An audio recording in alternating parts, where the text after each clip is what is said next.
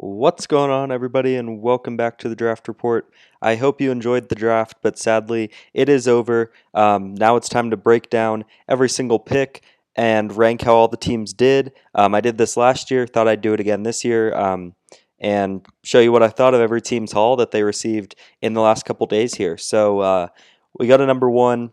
Um, you know, the number one pick.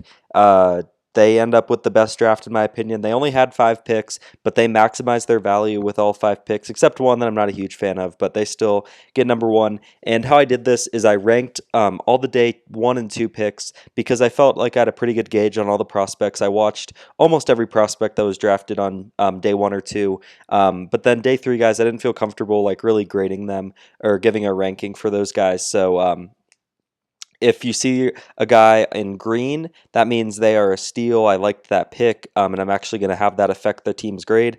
But outside of that, I didn't want to knock teams too heavy for day 3 picks because that's kind of when you take your guys.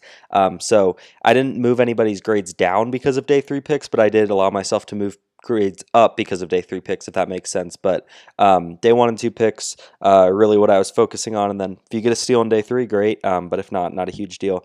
Anyways, Caleb Williams had to be an A. Wanted to give it an A plus, but it's it's the number 1 pick. You got the best player. You did what you're supposed to do. And also, if you really want a full breakdown of my first round grades, go to another video that I just posted a couple days ago after day 1, and I really break down all the picks. I'm going to focus more on the day 2 and 3 guys because I didn't talk about them before. So anyways, Rome Odunze, Caleb Williams, you get your quarterback wide receiver duo for the future. Caleb was the best player in the draft. You get him at 1. And then Odunze was like my 6th ranked player on my big board at a position you don't necessarily need, but Keenan Allen's probably only going to be there for a year. So I like getting Odunze, who's a special talent. Seems like he and Caleb have a bond there. And then maybe my favorite pick of the entire draft, Kyron Amagaji from Yale. This is one of my guys. He was number 42 on my big board. So like this is a guy that I would have taken early in the 2nd round, and he falls to like the mid-3rd.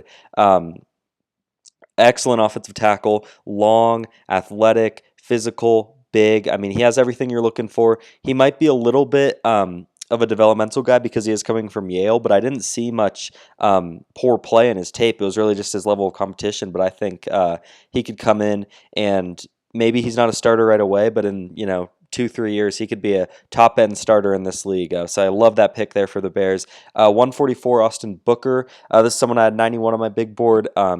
Edge was a position in need. I get you have Montez Sweat, but Booker could be that guy opposite of him for the future. This is someone who's super high upside, but he's very raw right now. He has a long, lanky frame. If he can fill that out, add some more power, that'd be great. He plays with a high motor, good against the run, pretty bendy. Just needs to be a little more explosive and add some weight, but I like Austin Booker there. So number 1 draft haul, only 5 picks. I don't love Torrey Taylor at punter there, but, who cares? Their other 4 picks were awesome. Can't ask for a better duo or trio of Caleb Williams, Odunze, and Amagaji. Excellent value in all 3 of those picks, and you get a steal day 3.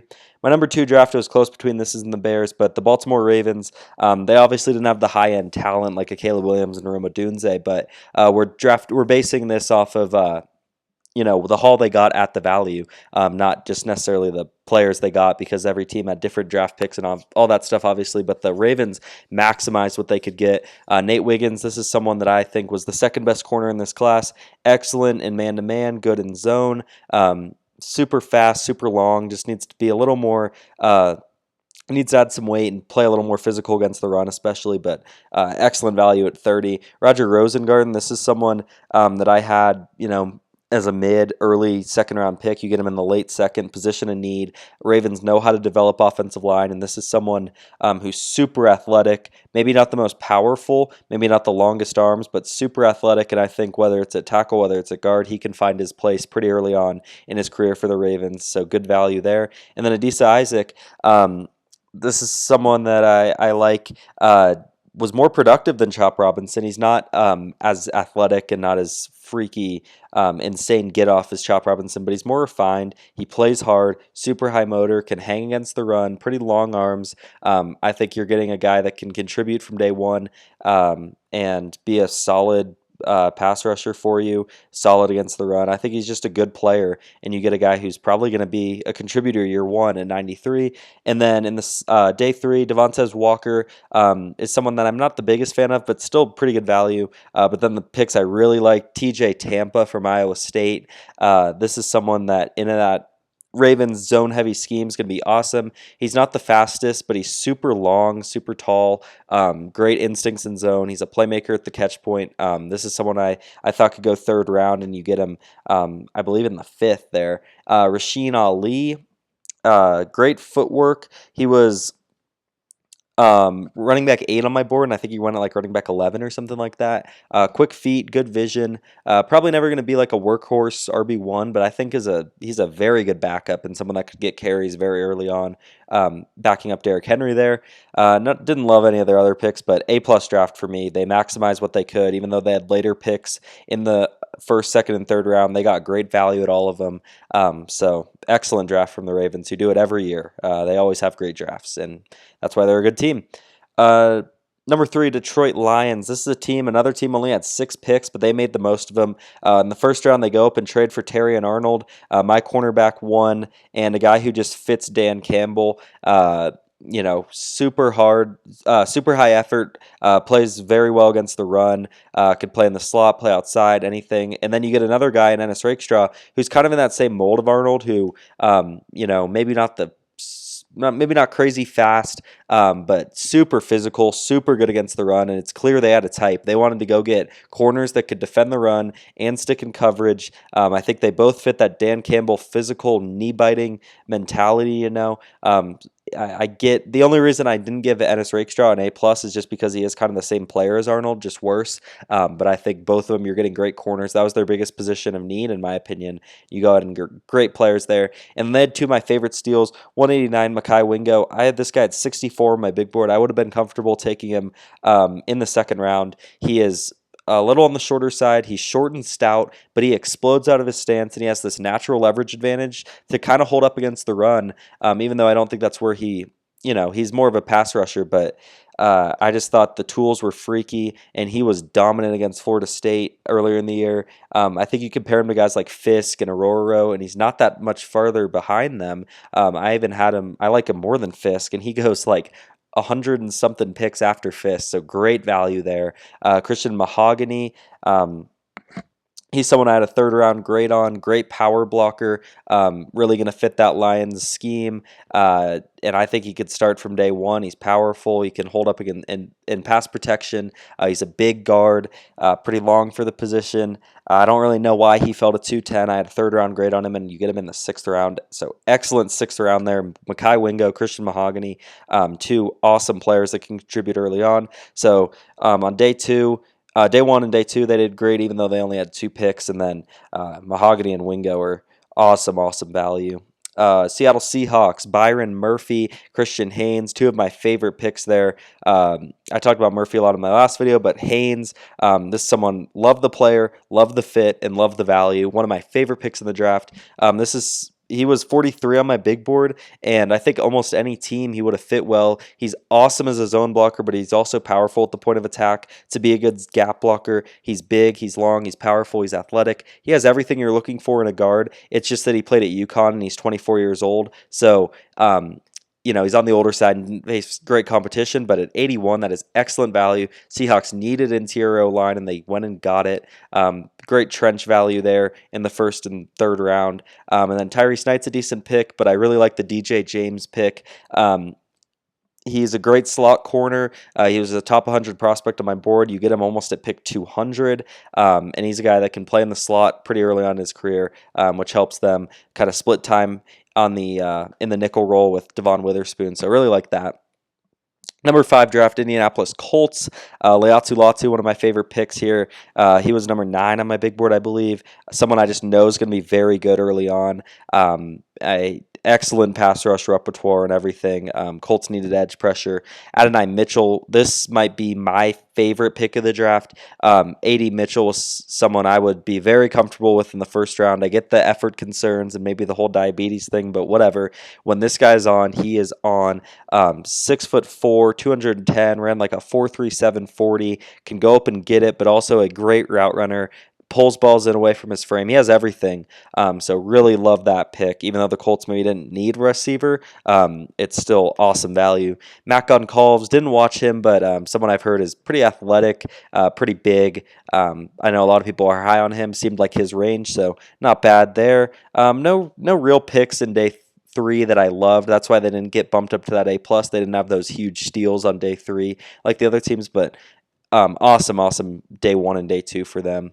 And then Steelers, they get Troy Fautanu, they get Zach Frazier, they get Mason McCormick. It was clear they wanted to go out and get some run blockers in this draft. McCormick and Fautanu, excellent athletes that's going to fit that zone scheme that I think they're trying to switch to. And then Zach Frazier is just an awesome center that can start from day 1. He's tough, he's smart, he's physical.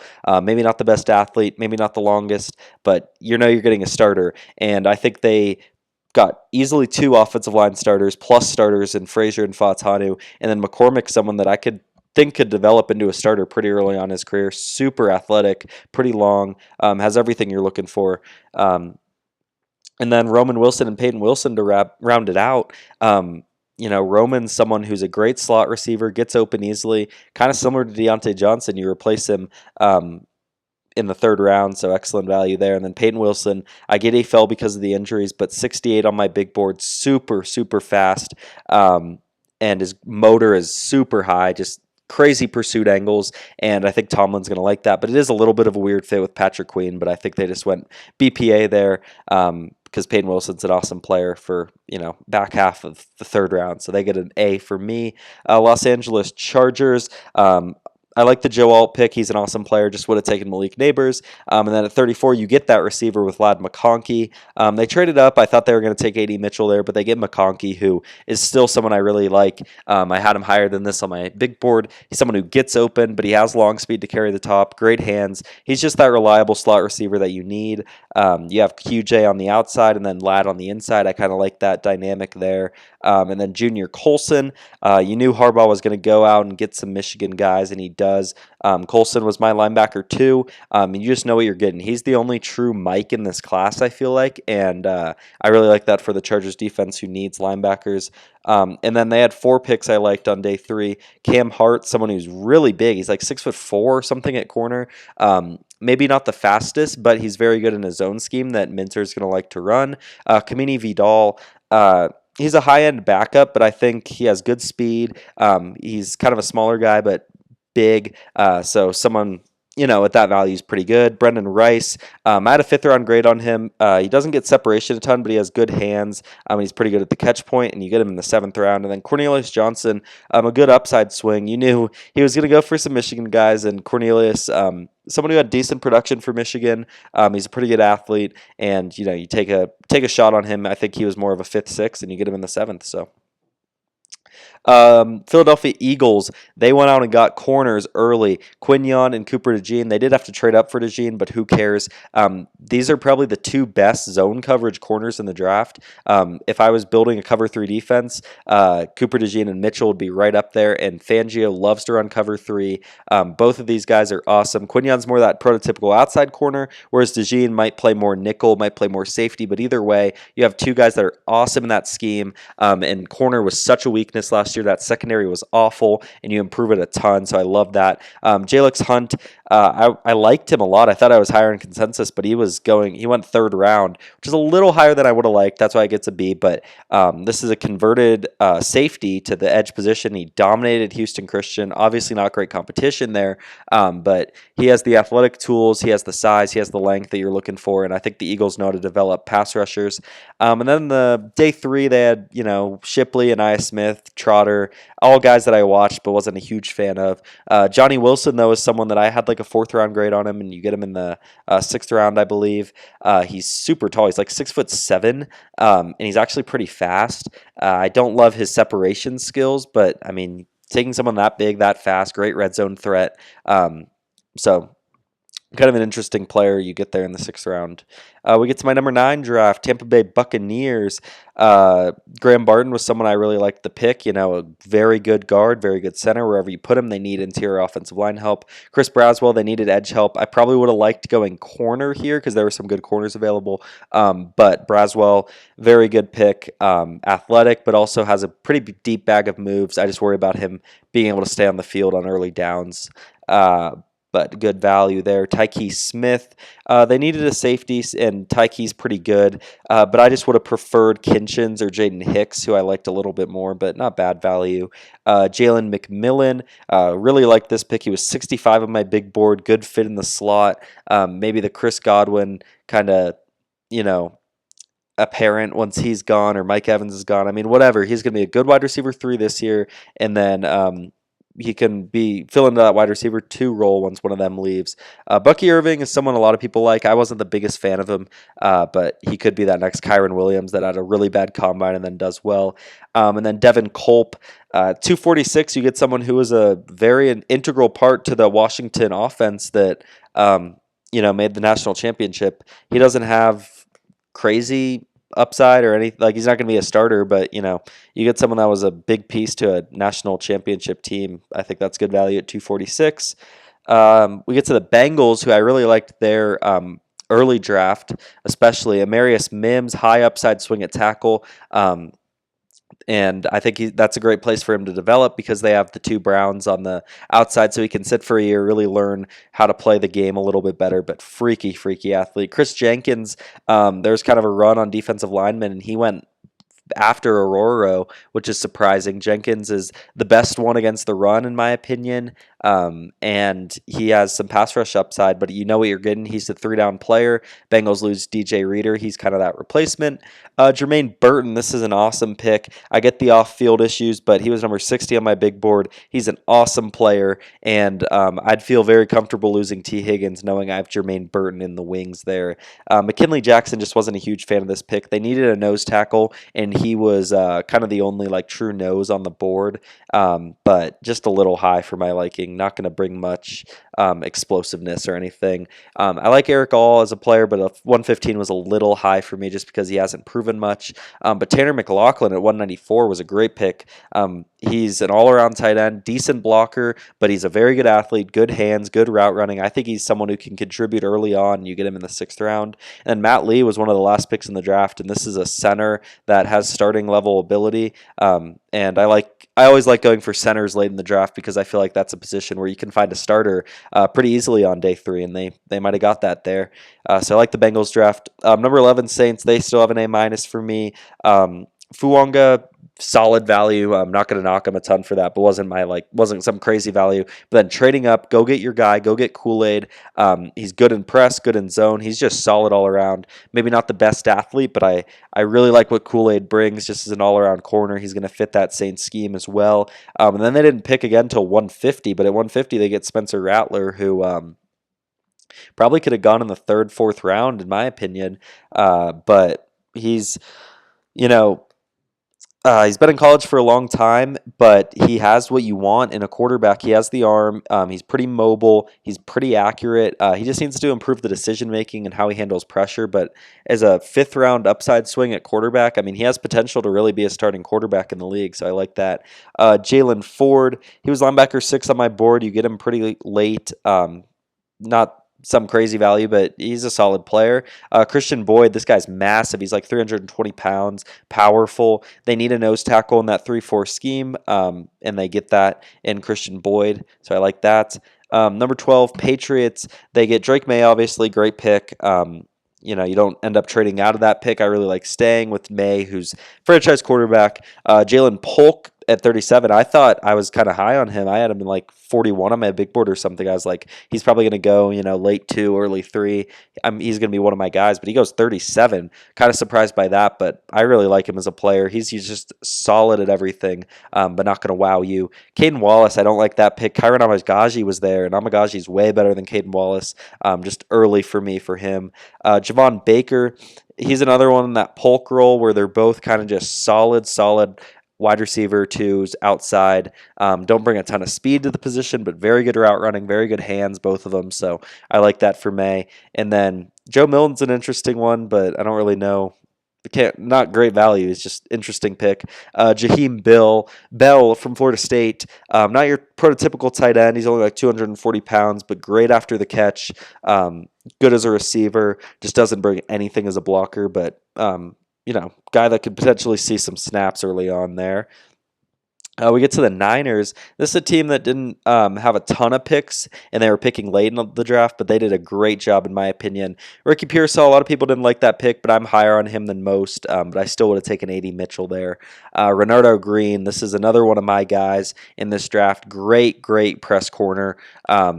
He gets a little grabby downfield, but he's a guy that in college was just primarily in press, and he locked down Malik Neighbors in one game. Like, I think you're getting a cornerback too there, so I really like that pick.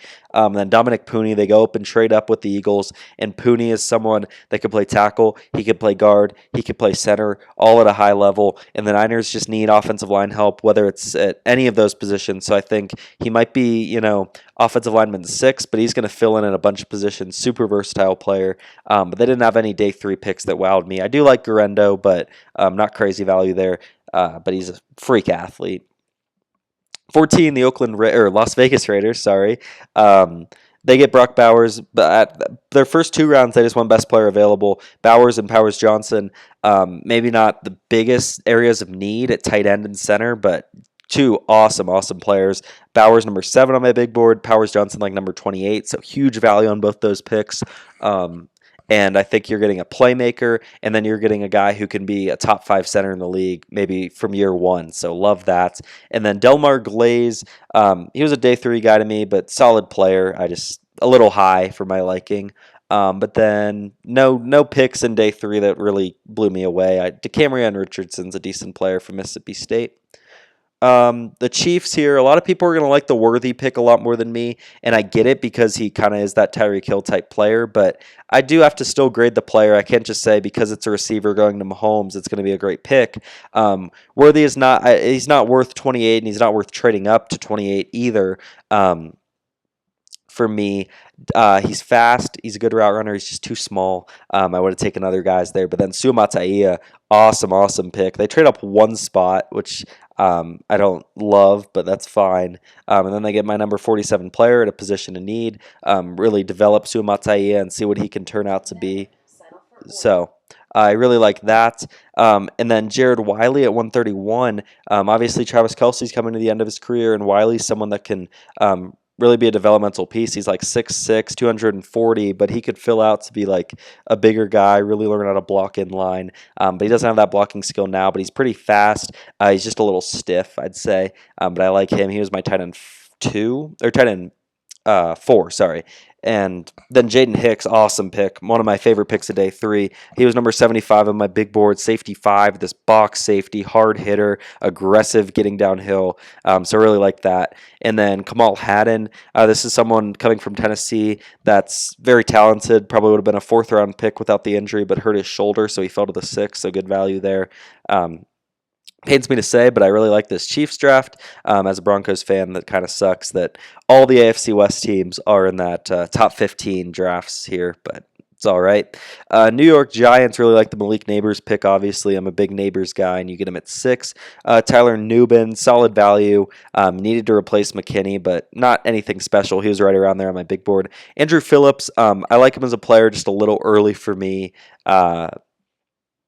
So, yeah, I couldn't give him crazy value there, but he's a solid slot corner. But then really what moved them up in this draft is their first 2 picks on day 3. Theo Johnson, he was my tight end 2. Huge upside, elite athlete. He's like 260 pounds, ran fast at the combine. The athleticism shows up. He's the best blocker of the bunch outside of Brock Bowers on the tight ends, in my opinion. So he has potential to be a starter and a high-level one at that if he hits his upside. Tyrone Tracy, one of my guys in this draft, he goes at 166. He was my running back 5, top 100 player on my board, converted wide receiver, so he brings that third down skill set, but then he's fast, he's elusive, but he's also pretty big, so he kind of has everything you're looking for. He needs to improve his vision for sure, but he's new to the position, so love that pick. Number 17, Dallas Cowboys. I like their draft. What they did, trading back down and still getting Tyler Guyton, who's a developmental player at a huge position of need. I like that value. Marshawn Nealand, awesome pick. Explosive, powerful edge rusher on the opposite side of Micah Parsons is going to be awesome there. Cooper Beebe, they need interior offensive line help, and he can start from day one. But then Maurice Liafu, not a huge fan of that pick when guys like Peyton Wilson and Cedric Gray are there, but he's a high upside guy. He had flashes of dominance, so not terrible. But then Kalen Carson, like that pick. You get him in round 5, and he's someone that could have gone in round 3, has starter level upside there for the Cowboys. We get to number 18, the Buffalo Bills, Keon Coleman. They trade down twice, so they end up not having a first-round pick. But I like what they did, trading down, recouping capital, and then they are able to get Keon Coleman there. I probably would have gone A.D. Mitchell, but still I like Coleman. He's a ball-winning X-receiver for Josh Allen down the field. Super young prospect as well. Cole Bishop, this is another one that I thought I was going to be super high on whatever team took him because I thought he was going to go in round 3, but he ends up going second round. But this is right where I have him on my big board. Maybe a little bit of a reach, but I really like Bishop as a safety. Plays super hard, just has short arms. So he's not super dominant at the point of attack, but really like that as they lose Poyer and Micah Hyde, obviously. Dwayne Carter, this is a versatile defensive lineman from Duke that kind of got pressure all over the defensive line, so that will help them out there. Day 3, they get Cedric Van Pran, who I think can plug and play at center pretty early on. Javon Solomon, that is a high upside swing at edge, but he's explosive, he's big, he's powerful, so I like the Solomon pick. I just like what the Bills did overall. We're still in the even though we're at 18, we're still in the range of drafts I like. It's just there's a lot of draft picks I like here. 19, the Miami Dolphins, they get a B plus, mainly because of what they did on day 3. They got 3 huge steals in my opinion, but we'll talk about Chop. He's explosive, he's fast, but 21's a bit of a reach for me. 55, Patrick Paul out of Houston. I like it. He's a developmental guy. He's huge, but he also moves pretty well. But I just would have liked Amagaji, Rosengard, and Suamataia. With all those guys on the board, they're just better than Patrick Paul. So, that's why it gets bumped down. But then Jalen Wright, Mo Kamara, Malik Washington, all guys I'm huge fans of. Jalen Wright, fast. He's, his player comp could be Devon Achane, and you have him on the same offense with Jalen Waddle, with Tyreek Hill. I mean, there's just so much speed there right now. It's insane. But Jalen Wright was my running back too, and you get him at 120. That's awesome. Mo Kamara, coming from Colorado State, he's a kind of fire hydrant build at edge, kind of short and stout, but he's pretty powerful at the point of attack. Also has a deep bag of rush moves. I think he needs to be a little more explosive, but either way, he's someone who can be a rotational pass rusher early on, so him and Chop together on the edge is going to be nice. And then Malik Washington, this was guy number 66 on my big board, and he's great yak threat, great speed. He's 5'8" or something like that, and if he was like 6'2", I think you'd be talking about like an awesome receiver. He had great production in college. Awesome hands, catches everything he mosses people at 5'8". He catches through contact super well. He's a great route runner, great yak, great speed. He has everything. He's just small. But at 184, that is excellent value. I wanted to give him an A plus because they got Malik Washington and Jalen Wright and Mo Kamara, just some of my guys, but I couldn't because of what they did on day 2, which I didn't really love. Number 20, my Denver Broncos here. Obviously, the Bo Nix pick. It's fine. I'm probably a bigger fan of it than a lot of people because he was my quarterback 4, and you get him at quarterback 6. But still, pick number 12 for Bo Nix a little early. But he also fits the scheme pretty well. So I think a lot of people probably give that a D or D minus. I give it a C plus just because I'm a bigger fan of Nix than a lot of people, I think. Jonah Ellis, this is right where I had him value-wise. He was 74 on my big board. Edge is a position of need. Good scheme fit. So B+, solid pick there. But then they killed it on day 3. They might have been the winners of day 3. Troy Franklin, they trade up and get him. They give up, I think, a 4th, 5th, and a 6th, but who cares? You get Bo Nix's number 1 target, a guy that could have gone, round 1, round 2, and you get him in the 4th. So that is awesome. Fast, fast player, but also good route running. Just needs to improve his hands, and he's not good against press, but that's fine. Chris Abrams-Drain here. This is another guy that could have gone round 3. I had a round 3 grade on him. Really like that. And I think for the Broncos, who are struggling at outside corner, he's probably going to slide in and be the cornerback 2 early on this season. So I really like that. Audric Estime, this is my running back 4, I believe, and you get him in the 5th round. So awesome stuff there. He is huge. He's just a mammoth. He's massive, but he's also pretty quick. He might not have a great long speed, but he will juke people out. He'll hurdle people. So he's a great all-around back. Brings power and elusiveness. So really like Estime there. B+ draft for the Broncos.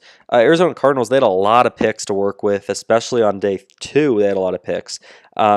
And I just don't think they maximized it. They got a lot of players, a lot of good players, but just didn't maximize it as much as I'd like. Marvin Harrison Jr., awesome player. Don't need to touch on that. Darius Robinson, good player, good scheme fit, just solid value there. And Max Melton, great pick. One of my favorite picks in the draft, honestly. Yeah, that's a great pick. Really big fan of Max Melton. You traded back and still get number 35 on my big board, position in need. 66, you get Trey Benson. I'm a fan of Benson. He's just a little bit similar to Connor. So you're not really getting that 1-2 punch. But then I honestly should move this Cardinals draft up now that I'm looking at it, because they got an A, a B, an A+, A-. It was really just 71 and 82 were not my favorite picks. You get Isaiah Adams, who he's a solid guard, but Haynes is way better. Tip Riemann, he's got high potential, but just not close right now. And I think you have McBride already, and there's other tight ends I would have liked. Elijah Jones, just solid value. Good cornerback depth, but probably not a starter at the next level. Daedron Taylor-Demerson, someone I really liked. I thought he was going to go lower than this, and he'd be someone I kind of had as a steal. But yeah, I like that pick as well. And then Christian Jones is a guy that probably is going to be a backup early on, but he has starter level tools for sure for from Texas. And yeah, now that I'm looking at it, I probably would move this Cardinals draft up if I was just looking at it again. I don't know why I had it so low. It's probably closer to that 15, 16 range of drafts here. So little mess up there, but like the Cardinals draft. The Vikings, this is where I start kind of going to drafts I'm lower on, I would say. This kind of where the tier falls off. Not a big J.J. McCarthy guy, especially trading up 1 pick for him. Not a big fan of that. And then Dallas Turner, I love him as a player. He was number 8 on my big board, but you gave up a lot of value. I think you gave up picks next year, multiple round picks next year, to get Dallas Turner. So you just don't have many picks in the future. So you're really banking on McCarthy and Turner being very good. And I know Turner's going to be good, but I just don't know about McCarthy. And then they didn't really do anything in day 3 to impress me. Jacksonville Jaguars here. Brian Thomas Jr., they executed that perfectly. They probably could have taken him at 17, but they trade back and still get him. Awesome player.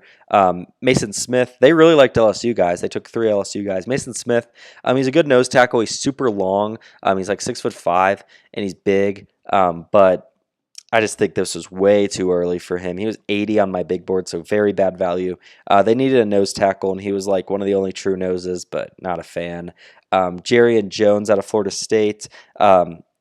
If you're looking for a corner, I thought DJ James was better. There's other cornerbacks on the board that were better, but it's position of need, so can't knock it too much. And then Miles Cole was the only pick I really liked on day 3 for them. This is an explosive, super long guy. He's 35-inch arms or something, and he had great combine, but just super raw. But, round 7 dart throw, pretty good value. We get to the LA Rams here. Jared Verse, solid pick, right around where I would have taken him, but weird scheme fit into a 3-4 for sure. And then Braden Fisk, terrible pick in my opinion. You trade up a decent amount of picks, and you trade up next year's second, I believe. So you pretty much put 2 second-round picks banking on this guy to be awesome, and I just don't think he's going to be worth 39.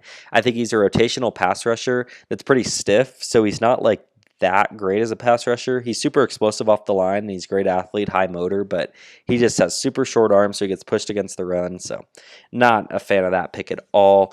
Blake Corum, It's fine. I like a lot of running backs better than him, and he's very similar to Kyron Williams in my opinion. So it's kind of weird to take two of like the same archetype of back, but we'll see with that one. Cam Kinchins, I like this pick. I thought he was going to go higher than what I had him at. I had him at 83, but I guess the combine really hurt his stock. But I think he's a better player than how he tested.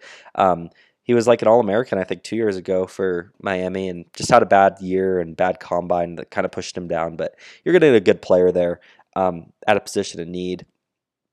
And then they have Bo Limmer and KT Levinston that are guys that could start on the interior line sooner rather than later. So I like those on day 3.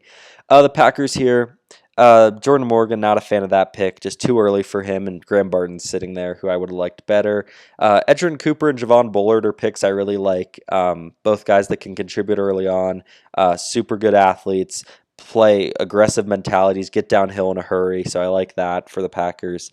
But then Lloyd and Hopper, I'm a fan of Lloyd. It's just at 88 is way too soon, but I guess he's their Aaron Jones replacement. He kind of plays a little bit like him.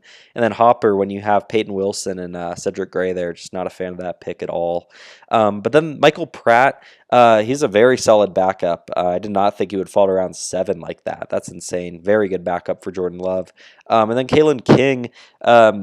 Terrible season, terrible combine and everything, but this is a guy that going into the year was a projected round 1 pick, and you get him in the 7th, like the late 7th. So you take a shot on a guy who had a chance to go first round earlier in the year. So, I mean, that's not bad value. The New York Jets here, they didn't have many picks, but they did good with Fashanu. Was the 3rd offensive tackle taken. He was 3rd on my board, so I like that. And then you traded down, so you recoup draft capital, so that's always good. But I really hate the Malachi Corley pick. I'm just not a fan of him. And you traded up to get him. He was at a 4th round grade, and you take him early 3rd.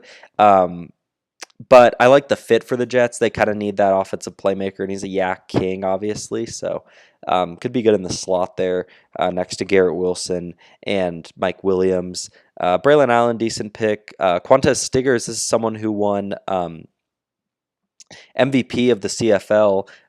Probably not going to be great in the NFL, but you take a shot on a guy who was awesome in the CFL, has a knack for making plays on the football, so like that. But just not a good draft overall. The Malachi Corley pick really hurts this draft for me. And then we get to the Cleveland Browns.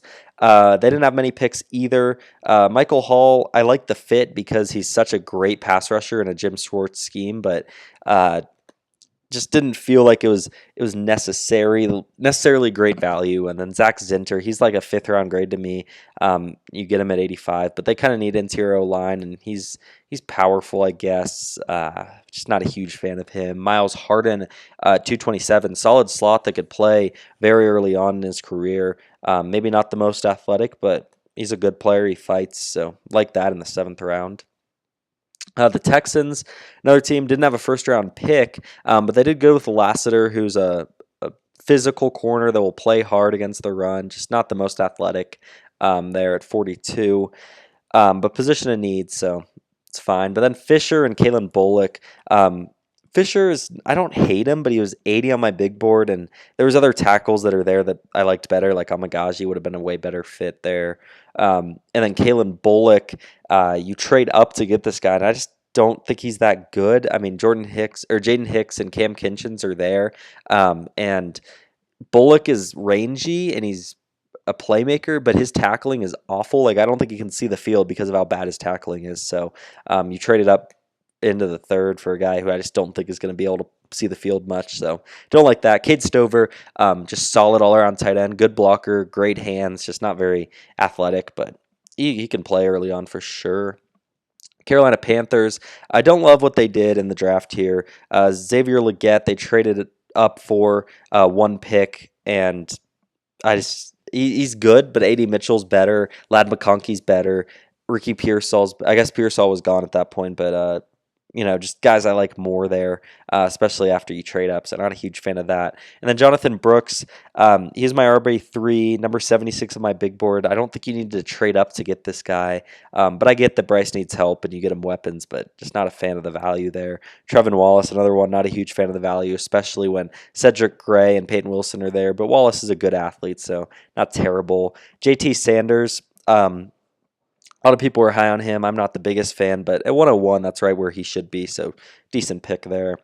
The Titans, this is one of my least favorite drafts, obviously. Latham, I like him as a player. It's just I would have taken Neighbor or would have taken Odunze there, and it's hard to pass on a talent like Odunze for Latham, who's just not as good. And then Tavondre Sweat, absolutely massive, clogs lanes, and it'll be interesting to see him next to Jeffrey Simmons. But I had this guy as like a fifth round grade, fourth round grade. Because I just don't think he provides much as a pass rusher, and he's a solid run defender, but like outside of being 360 pounds, I just don't think he's that good of a football player. And then there's a ton of stuff about just how much does he care about football, gets the DUI, obviously. So just not a lot going for him. You take him at 38, so I thought that was way too early. And then at 106, they get Cedric Gray, someone I've been talking about a lot. He was my linebacker 4, I believe, and someone that I think is just good all around. He's a solid athlete, good instincts, good tackler. Not going to blow you away, but I think he can start pretty early on for the Titans there. Second to last, least favorite draft, Jaden Daniels and the Commanders. I'm obviously a Jaden Daniels hater, and I just think taking him over May is going to ruin their franchise, but whatever. Jerzon Newton, great value there. He was number 15 on my big board, and you get him at 36. They need D-line help, so that was really the only pick I liked for them. Mike Sanders still, player I kind of like, but Rakestra and Bullard are better players, and Sanders still's just I don't think he's big enough. He's such a size outlier that I'm just not a fan of that at 50. Ben Sinnott at 53. Another one, I'm a fan of him as a player, but at 53 is crazy. He's not going to provide anything as a blocker. I guess if you see like Brock Bowers light, maybe, but he's just not as explosive an athlete. I thought this guy was going like day 3, and I was going to be a huge fan of him as a day 3 pick, but 53 is way too early for me. Brandon Coleman, another one that he's a freak athlete, but his tape this year was awful, and there's no way that warrants a third-round pick, in my opinion. Luke McCaffrey, don't see how you take this guy over guys like Troy Franklin, Javon Baker, Malik Washington. He's a good athlete, obviously, and the brother of Christian McCaffrey, but there's just better guys on the board there. They did make a good pick, Javonte Jean-Baptiste, pretty good for Notre Dame and Ohio State when he was there. Just needs to add weight, but he has potential to be a starter at the next level. But with how many picks they had, it just seems like they screwed up every single one except Jerzon Newton. So can't really give this much better than a D+ here, even though Newton is one of the steals of the draft. Obviously hate Jaden Daniels, but I don't hate him. I just hate the fact that he went number 2. But yeah, not the worst draft, because the worst draft is the Atlanta Falcons. I wanted to give them their own like tier because of how bad the number 8 pick was. Michael Penix, I'm not a fan of him as a player, honestly. He was my QB 6. He was like number 41 on my big board. Like, that's fine. If he went like late first, I'd be fine with it. But to the Falcons, it just makes no sense. Like, I talked about this a ton in my last video, so I don't want to beat a dead horse, but you're trying to do the Jordan Love, Aaron Rodgers situation, but Penix is 24. He's going to be 28 by the time he actually plays, and you already pissed off Kirk. Just terrible, terrible. And then 35, they trade up with Arizona. I'm like, okay, they're going to go get Jerzon Newton. This is going to be a great pick. And what do? They take another defensive lineman, Ruka Rororo from Clemson, who I like as a player, but ahead of Jerzon Newton is insane to me. And you trade up for someone who's number 56 on my big board. I mean, I get he's a good athlete, but man, that is just bad value. And then Braylon Trice, solid value. He was like right around there on my big board, 82 on my big board, but it is a weird fit into a 3-4, but Trice is a good player. Dorless was a decent day 3 pick, but not enough to make up for the Michael Penix disaster. That is one of the worst picks I've ever seen. Like, what are you doing? But yeah, that's going to wrap up the video. I know this is a longer one, but I really hope you enjoyed. Please let me know what you thought of your team in the draft, and I'll see you in the next one.